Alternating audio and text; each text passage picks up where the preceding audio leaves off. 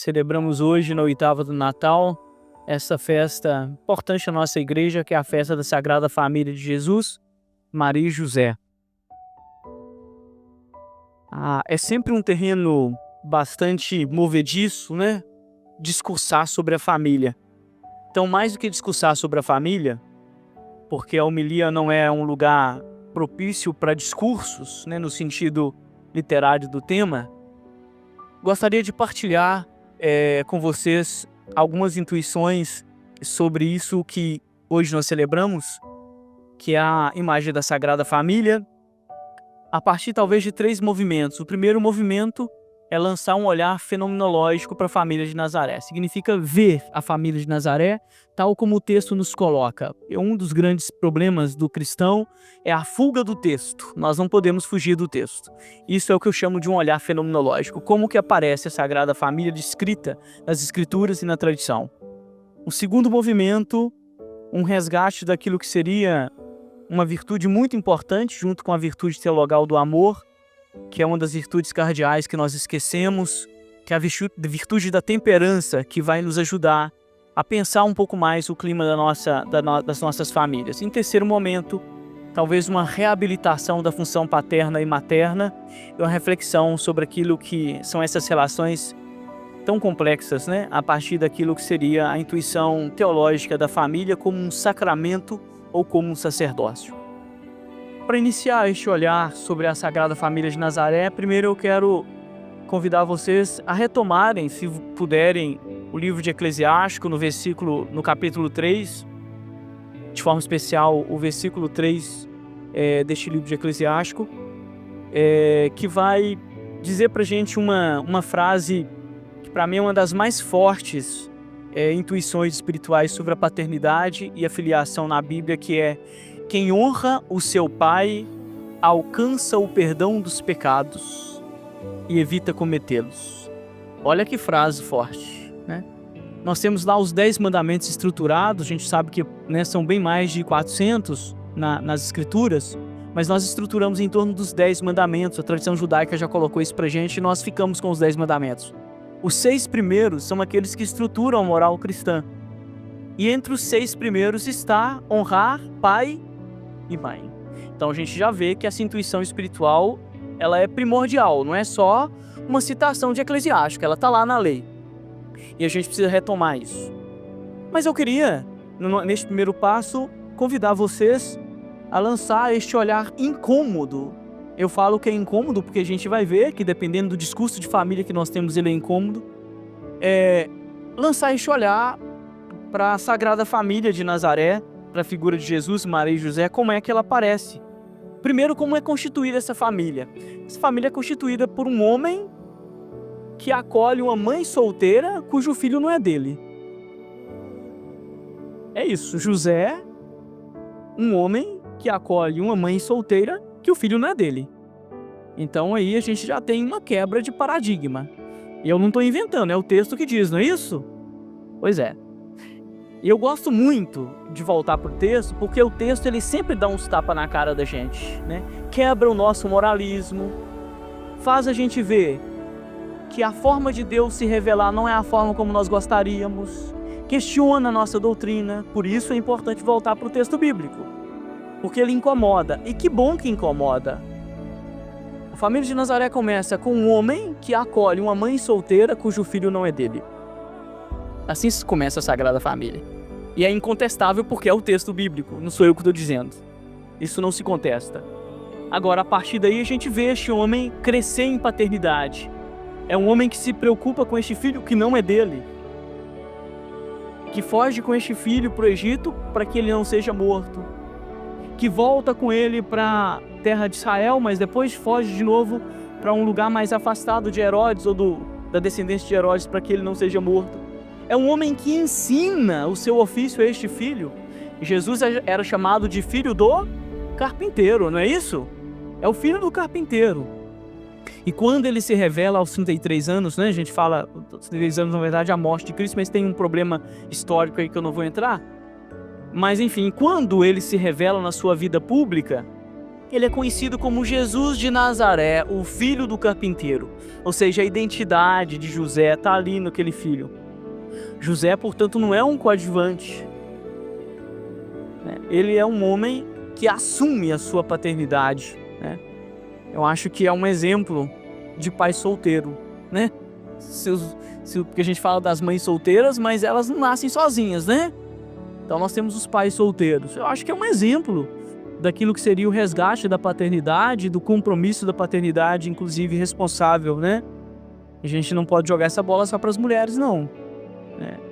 Não vou entrar nisso, mas eu acho que o primeiro ponto é isso, olhar para a Sagrada Família de Nazaré, em que ela nos inspira. E hoje, de forma muito especial, como nós inauguramos ontem, vocês estavam lá, aquele espaço de São José, retomar a figura de São José. A figura de Maria é retomada o tempo todo, e bendito seja Deus, tem que ser retomada o tempo todo, mas eu quis dar essa ênfase hoje a essa figura de José que aparece no texto bíblico. O segundo momento da nossa reflexão vai partir daquilo que seria a carta de Paulo aos Colossenses, que vai dizer assim: vocês são amados por Deus, eleitos, e por isso eu peço que vocês possam se revestir de sincera misericórdia, aí todas as virtudes, bondade, humildade, mansidão e paciência. E não se esqueçam, versículo 14, que o amor é o vínculo da perfeição. E aqui eu queria trabalhar essa reabilitação de uma virtude muito importante que foi herdada por nós, daquilo que seria a cultura estoica, mas já está na Bíblia, né? Mas a cultura estoica, de alguma forma, elaborou essa virtude que nós conhecemos como a virtude da temperança. É uma das virtudes cardeais importantes. Eu digo que se nós fôssemos menos temperamentais e mais temperantes, nós mataríamos menos no trânsito, haveria mais concórdia na família e menos fofoca na igreja. Mas como nós somos poucos temperantes e mais temperamentais, como a virtude da temperança ficou esquecida, é uma virtude fundamental, irmã gêmea da prudência, nós cometemos as barbáries que nós cometemos. Essa virtude da temperança, ela é fundamental para a gente pensar a nossa família. E não só os discursos de família, mas a realidade da família. Porque ela vai colocar para a gente que o amor é o vínculo da perfeição.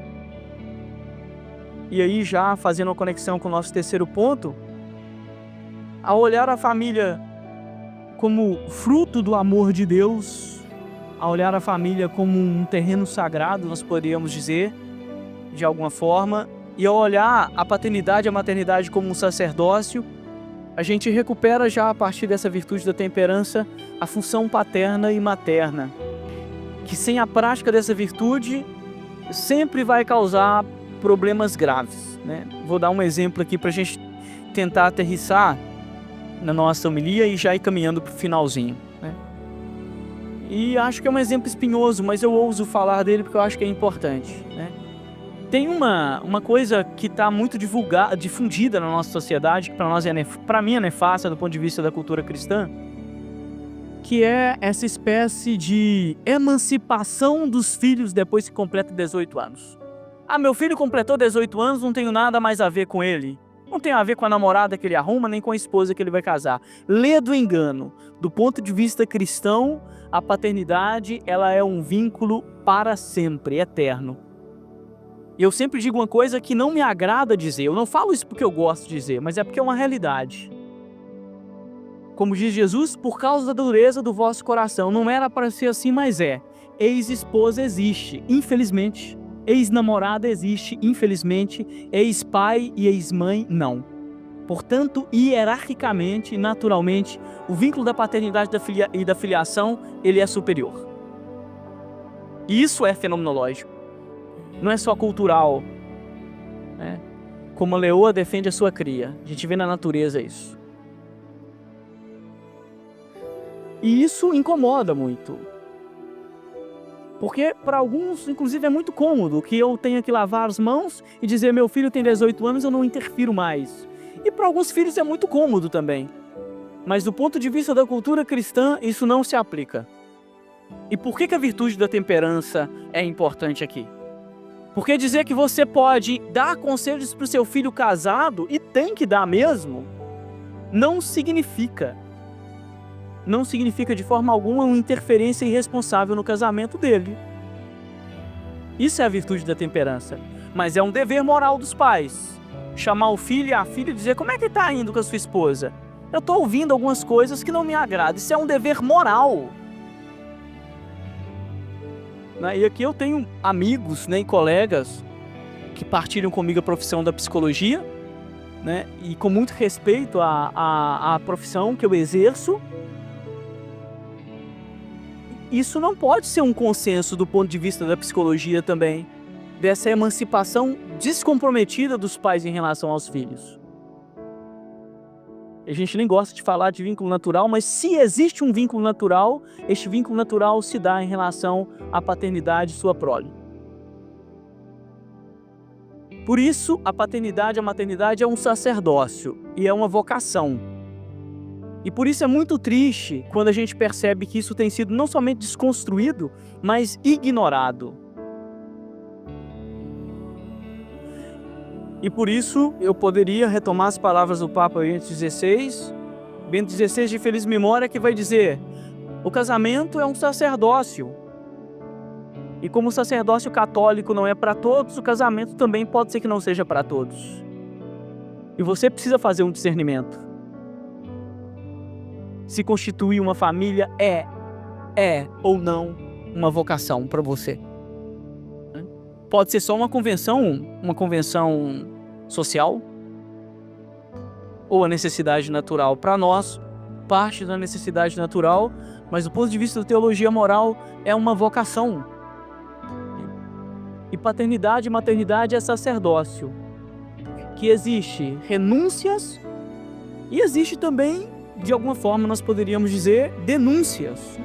E uma dessas denúncias, como eu acabei de dizer, tem a ver com a paternidade, a maternidade irresponsável, que fala: meu filho tem 18 anos, eu já não meto mais o dedo na vida dele, não me interfiro mais. Isso é paternidade irresponsável. Isso é comodismo social. Eu sei que incomoda muito, mas como a gente diz, se cala a nossa boca, não que eu seja o profeta, e não pretendo e não acho que sou, mas se cala a nossa boca, as pedras gritam. São coisas que eu preciso falar, porque se vocês não vão ver no Faustão, nem no Ratinho, nem no Instagram, e quando vê coisa muito pior do que isso que eu estou dizendo, Então isso é importante. A paternidade e a maternidade responsável, ela é um sacerdócio. É um vínculo de amor que ultrapassa inclusive as convenções, que exige sacrifício e que exige de nós, às vezes, o maior do sacrifício, que é contrariar as vontades.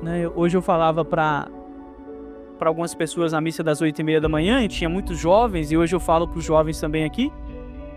Você acha mesmo que seu pai diz não para você porque ele não gosta de você? Quando você pede um brinquedo, ou quando você pede para ir a uma festa, ou quando você pede uma coisa, seu pai fala: não dá, não. Você acha que é porque seu pai quer fazer mesmo da sua vida o inferno? Você acredita nisso?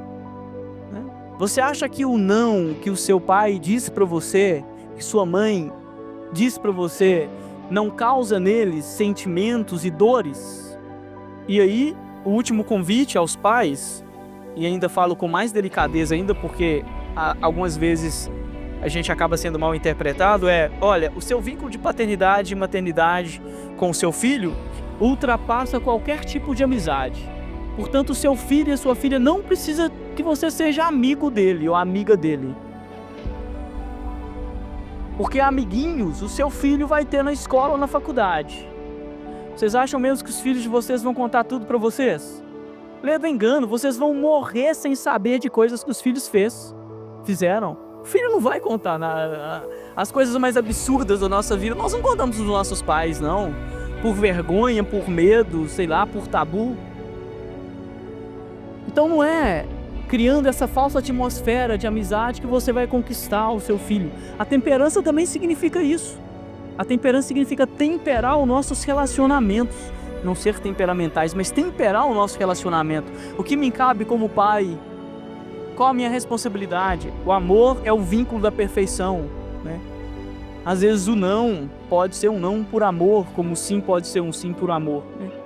Assim como os filhos precisam perceber, e eu quero acreditar nessa experiência, que os pais também não partilham muitas coisas com eles que angustiam, né? Vocês que são casados aí sabem disso. Quantas coisas vocês conversam no leito, né, lá na cama de vocês, você e sua esposa, em relação aos seus filhos? Quantas vezes vocês já bateram um papo sobre os seus filhos? Preocupações que são reais e que eles nunca vão saber.